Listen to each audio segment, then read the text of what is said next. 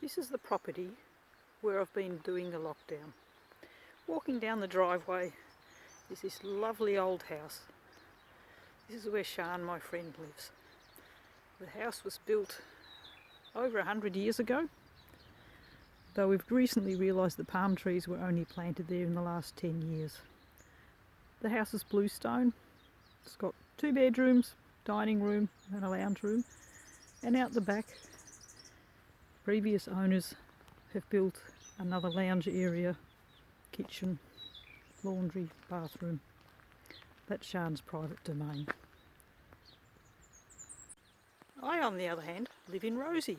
Rosie's a little cottage in the back garden. You can see my bright yellow car there.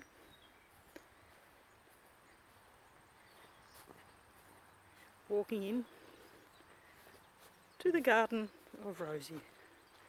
In my first few weeks here I did a reasonable amount of gardening here, getting rid of the weeds and things, and I've managed to plant some radishes. We've got water tanks. I have my entrance into Rosie.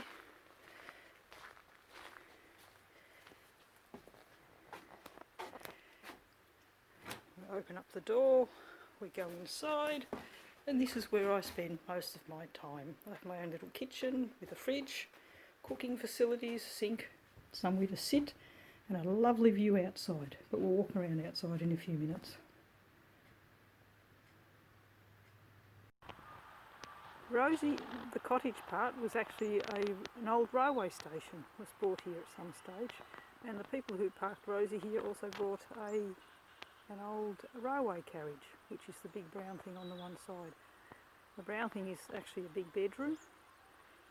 The section joining the two is the bathroom or shower and the toilet, and all of that vegetation on top is something to do with all the birds that are there every morning and every evening making an awful racket. And it's also full of spiders which seem to want to come inside over winter. Down there is the salt marsh, or wetlandy area. The river used to run through there, but then it was diverted at some stage many years ago. And over on this side we have Sian's bit of forest.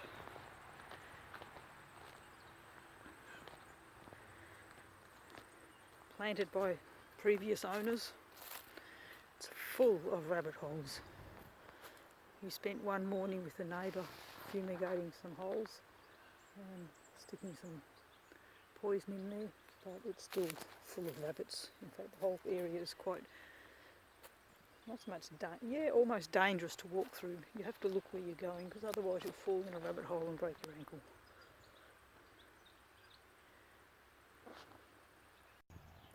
The previous owners of this property, one of the owners was an artist, and so they built a shed to use as an artist studio. We go inside and we find a piano, which Sian sometimes uses to practice on, but she has a baby grand inside her house. There's a big fridge with a freezer and an organ, an old one. And then we have the most interesting piece of all, my bicycle, which I brought back from Europe when I came back last time. And I've been practicing changing the tyres quite a few times because I need a lot of practice. Here we have the veggie patch. This is a work in progress, but basically we haven't even started yet. I have, however, pruned the hedge. As you can see, it's looking rather shorter, more pruned than it normally would. Hopefully it will all grow back nicely. There are bits of art standing around from previous owners that didn't take them with them.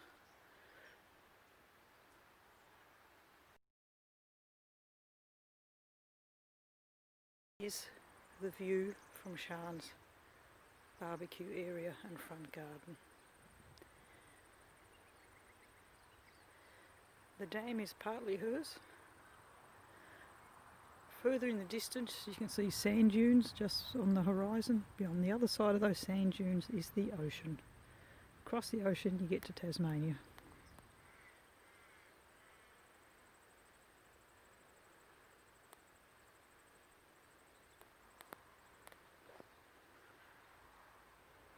This is a garden I spent a little bit of time working in one day, and then I saw in there somewhere a blue-tongued lizard hibernating, so I left him in peace.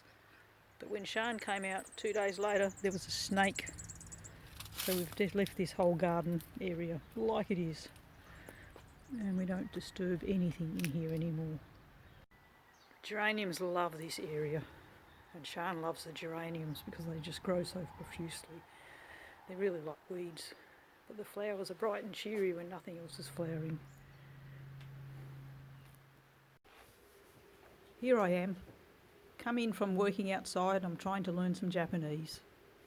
As you can see, I've made myself some flashcards. I've got English on one side and Japanese on the other.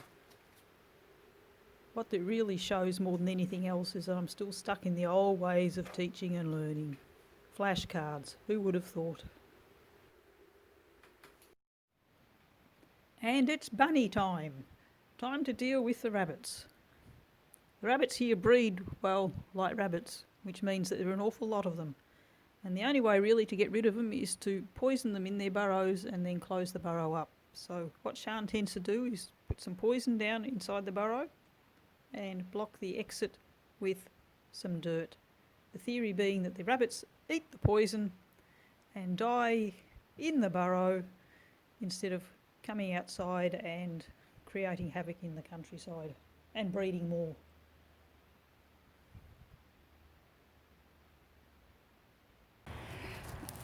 Poison for the rabbits. Put it down in there. Nice food for the bunnies. These sheep belong to Sian's neighbour. They tend to come over for a visit and to help keep the grass short. They're a bit stupid, like all sheep are, but they're quite friendly.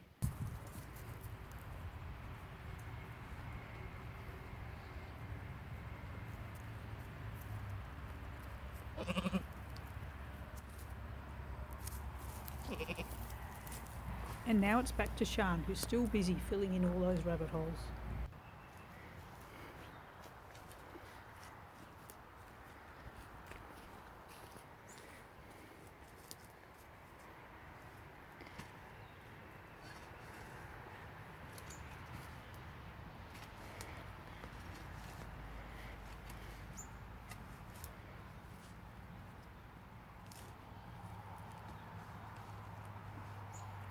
Under this tree, and I keep thinking like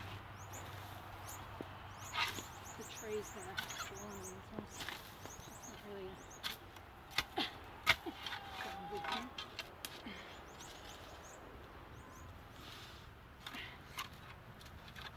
What do you reckon? Is that filled in that one?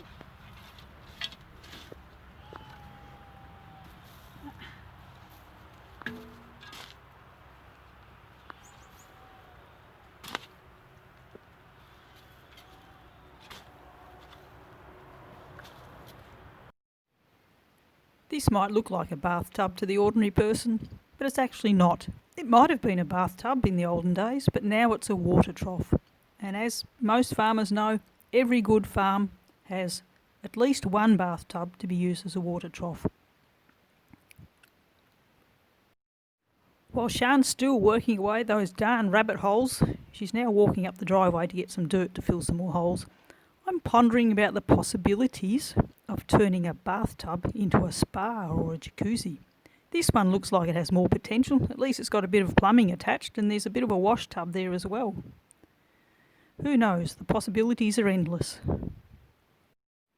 I can just see myself sitting there one clear, starry night, gazing into the distance, except it'd be dark, surrounded by bleating sheep, being stared at by hundreds of silly rabbits and maybe the occasional fox wandering past in search for its supper. Yes, I can see that it might work.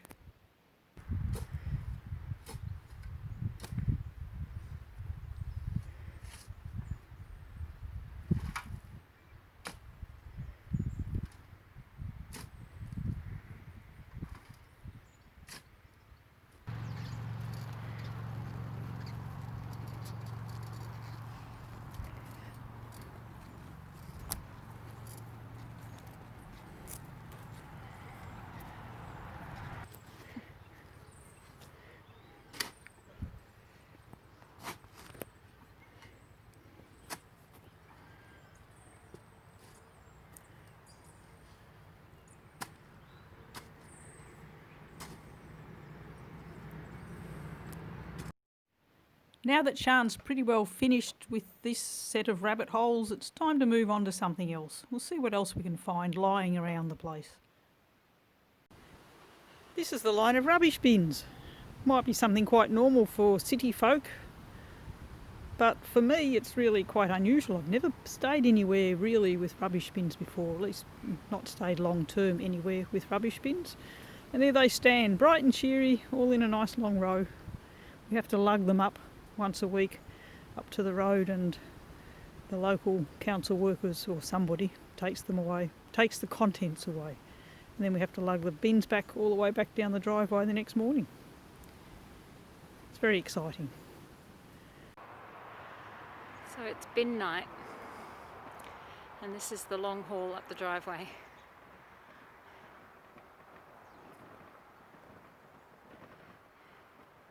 It's a few weeks after I took that last bit of footage showing the Rosie and the house, and in that time the weather's turned cold, it's windy, and the leaves are slowly falling off the fruit trees. This is a peach or something, I think it's a peach. Yeah, there was a one stormy night, and when I'll come up the next morning there were hardly any leaves left. Soon, a couple of weeks, will be time to prune this one.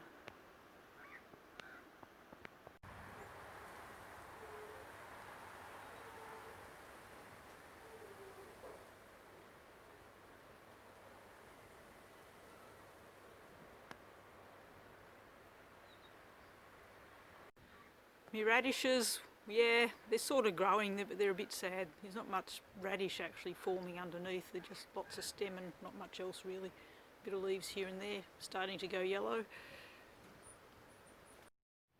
This is a pile of autumn leaves. There used to be a big pile of wood here, wood that we'd just gathered from about the place or had been cut down off some trees. I was planning to get rid of it all for Sian, sort it all out and stack it up nice and neatly, but she got there before me. So anyway, all we're left with now is a pile of autumn leaves. Very pretty they are too. And this is the pump house. The water table is quite close to the surface here, so it's very easy to pump water out. If we open up the door, we can have a look. And there is a small pump. Like I said, the water table's quite close. The water from here goes to the garden and the animal troughs. Then we go back past that pile of autumn leaves again, and here we are, getting there, at the wood pile. There's two piles. The front pile is wood that is dry, can be used straight away, and the rear pile is wood which is still fairly green, needs to sit there for another year or so. And next to it is a pile of rocks which we suspect might harbour either rabbits or a fox. Yes. One day we might get to pull that apart and see. And this is the dam, which I've already showed once before. It's very interesting because the dam, or the water level in the dam, changes every day.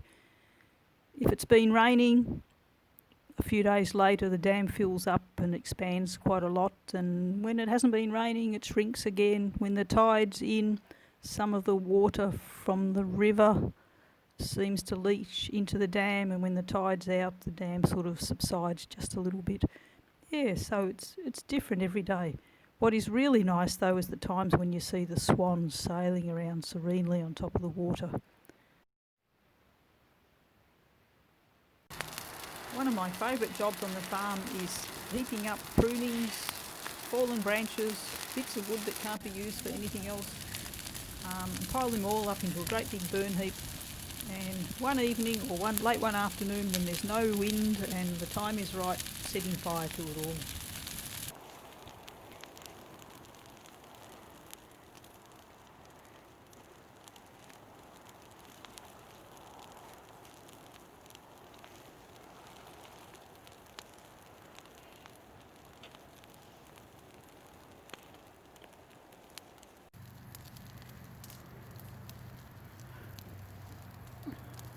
I think I need a cider.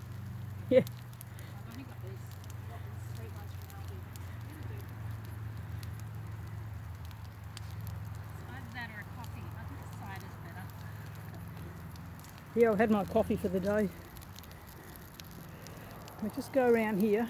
Apparently there's a beautiful view of the moon over the lake.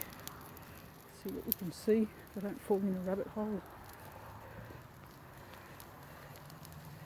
There it comes. There. There is one moon. I'll go in a bit. There you see.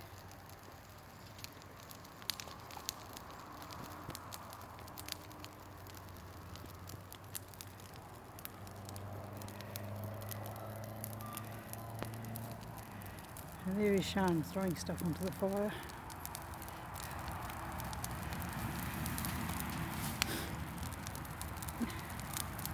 Tell me, Sian, are you enjoying this? Yeah, I will in a minute. Like after I finish burning everything, I'm going to sit down and have a cider, and then I will enjoy it. I'll try one of your ciders too. And put some potatoes in. Yes, it's a bit hot still for those. It's a nice one, little bit. Yeah, it's a little bit hot for that. Well, stop burning and get down to the coals level before we can chuck the spuds in. And I just wish that there were no thistles left in this. The sun has gone from the sky, night has fallen, and it's time to say good night to all the farm's inhabitants. So, good night, sheep. Good night, bunnies. I hope you sleep nice and snug in your burrows, but be assured we're going to get you one day. Good night, clouds. It's time to end this video. Good night, everybody. Bye.